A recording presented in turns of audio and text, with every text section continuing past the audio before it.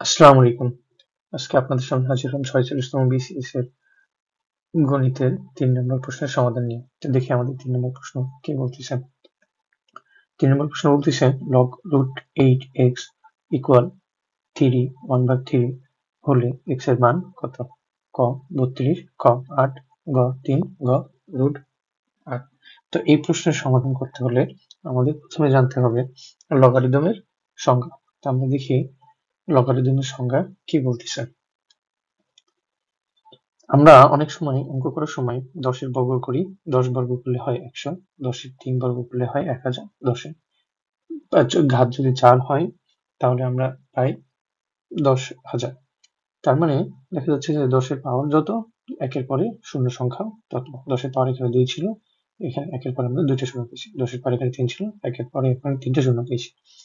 10 এর পাওয়ার এখানে 4 ছিল, একের পরে এরকম 4টা পেয়েছি। তো এইভাবে দেখা যায় 10 এর পাওয়ার যদি 5 হয় তাহলে এরপর আমরা একের পরে 5টা শূন্য পাবো।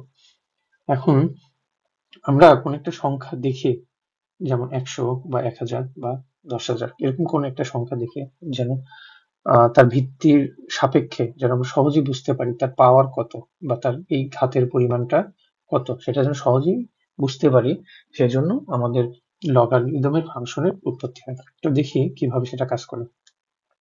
তো লগারিদমের সংজ্ঞাটা এরকম হয় যে যখন আমরা 100 দেখতেছি, তো 100 সমান সমান আমরা কি লিখতে পারি 10 স্কয়ার, মানে 10 যদি বেস ভিত্তি হয়, 10 যদি ভিত্তি হয় এবং তার পাওয়ার যদি 2 হয় তাহলে সেটা হয় 100।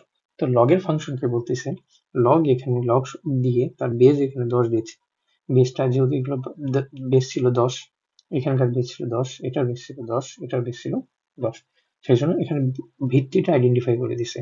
লগের জি এর নিচে যেটা অংশটুকু থাকবে সেখানে যে অংশটুকু থাকবে সেটাকে আমরা বলতেছি ভিত্তি বা বেস। তো এখানে বেসটা আইডেন্টিফাই করে দিচ্ছি, আর এখানে আমরা সংখ্যা দিচ্ছি।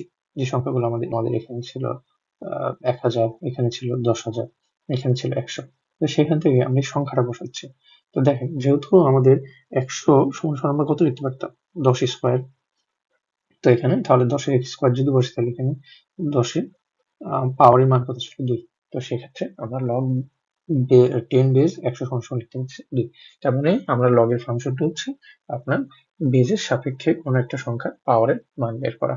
তো এখন এই ইকুয়েশন থেকে আমরা যদি দেখি আমাদের এর মান যদি হয় 100, বি এর মান যদি হয় 10, সি এর মান যদি হয় 2, তাহলে আমরা কি লিখতে পারি?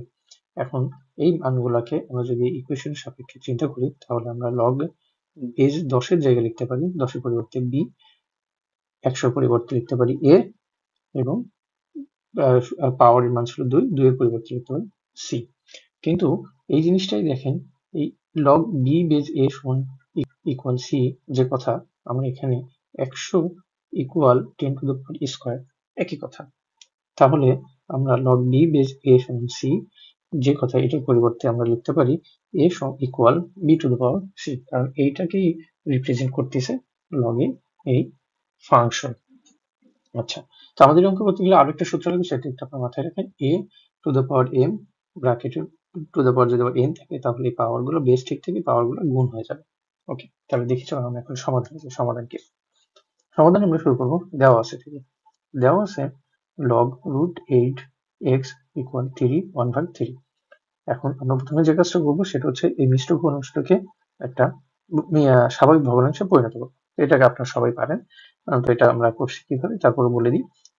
এই 3 আর এই 3 লব আমাদের হরের অংশ, আর তার পাশে প্রথমে যে 3, এই 3 গুণফল হবে 3 3 9, আর উপরে 1 যোগ করতে হবে। তো 9 এর 1 যোগ করলে হবে আমাদের 10, তার মানে হচ্ছে 10/3। পরবর্তীতে কি করতেছি দেখেন, এখন যদি আমরা এই ইকুয়েশনটাকে আমাদের এই লগের এই সূত্রের সাপেক্ষে যদি চিন্তা করি তাহলে দেখেন আমরা কি লিখতে পারি। তো এখানে আমাদের লগের বি বেস ছিল বি, বি এর পরিবর্তে আমরা লিখতে পারি √8, এক্স এর পরিবর্তে আমরা পাচ্ছি এ, এবং সি এখানে যে ছিল সি এর পরিবর্তন পাচ্ছি 10/3। এখন যদি আমরা এটাকে এই ইকুয়েশনের সাপেক্ষে তুলনা করি তাহলে এটার পরিবর্তে আমরা এটা লিখতে পারি। তাহলে এটার পরিবর্তে দেখেন আমরা কি লিখতে পারছি। আমরা এখন এর পরিবর্তে লিখবো এক্স, তারপরে বি এর পরিবর্তে লিখবো এখানকার বেস √8, এবং সি এর পাওয়ার হিসেবে আছে সি এর পরিবর্তে আমরা লিখতে পারি 10/3। তো সিটা দেখেন আমার পাওয়ার হয়ে গেছে 10/3।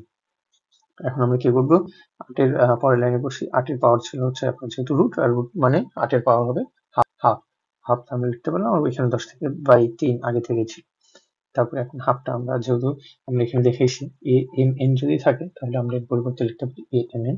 তো সেহেতু আমরা এটা যদি এম হয়, এটা যদি এন হয়, তাহলে এম আর এন এর গুণ করে দিছি।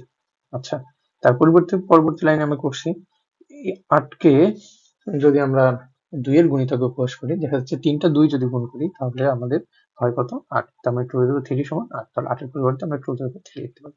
এখন এই পুরোটুকু যদি m হয় আর এটা যদি n হয়, তাহলে আমরা 2 টু দ্য পাওয়ার কি লিখতে পারি, m গুণ n। তার মানে 3 এর সাথে বাকি যেটুকু ছিল সেটুকু গুণ। এখন স্বাভাবিক নিয়মে 3 আর 3 কাটাকাটি হবে, আর 10কে যদি 2 দিয়ে ভাগ দিই তাহলে আমরা পাবো 5। তাহলে আমরা পাচ্ছি x equal to two the পাওয়ার 5 বা x সমান 32। তাহলে আমাদের 32 ছিল ক এর অপশন। তাহলে আমাদের সঠিক উত্তর হচ্ছে ক 32। ভিডিওটি যদি আপনাদের ভালো লেগে থাকে তাহলে লাইক, কমেন্ট এবং শেয়ার করুন, এবং আমাদের বাকি দুটো প্রশ্নের সমাধান দেখতে চাইলে ডিসক্রিপশন বক্সে লিংক দেওয়া আছে, আপনারা এখান থেকে দেখে নিতে পারেন। ধন্যবাদ।